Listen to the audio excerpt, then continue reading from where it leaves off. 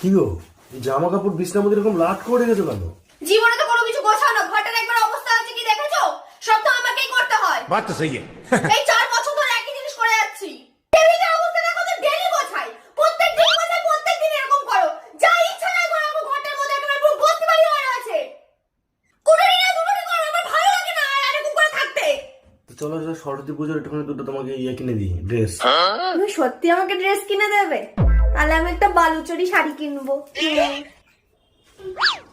বাবা, ও দাদা, এটা এই দেখো কি? এটা বিচি টিপেছে।